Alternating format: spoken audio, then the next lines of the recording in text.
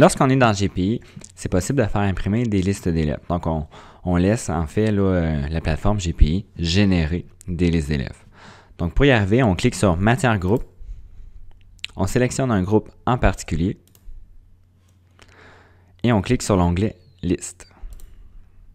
Donc, il faut faire attention parce que tout dépendant du navigateur qu'on utilise, ça se peut que le navigateur va bloquer la fenêtre qui est générée par GPI.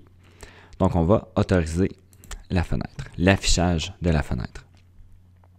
Donc, j'ai plusieurs possibilités. On va y aller avec la liste à carreaux en premier. Donc, ça permet de consigner les travaux des élèves durant l'étape.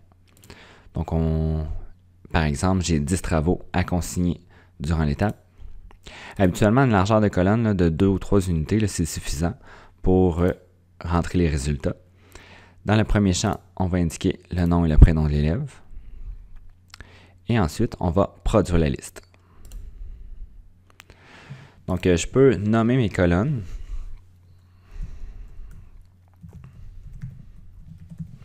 Par exemple, examen 1, examen 2, je vais avoir un travail sur une synthèse que les élèves vont avoir à faire. Projet 1, ainsi de suite. Donc, je peux les nommer au préalable, comme je peux laisser un espace vide pour les ajouter à la main. Et ensuite, je clique sur « Produire la liste ». Donc, une fois que c'est fait, j'ai ma liste.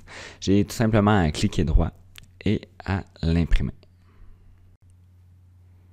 Donc, lorsqu'on est dans GPI, la deuxième possibilité, c'est de faire imprimer le bottin des élèves. Donc, on n'a pas à changer les options.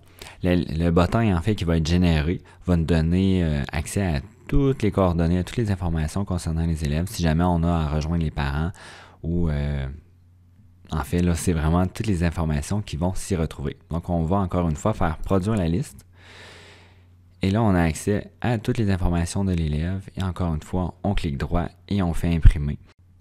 Donc, la troisième possibilité dans le GPI de liste à produire, c'est celle avec la photo des élèves.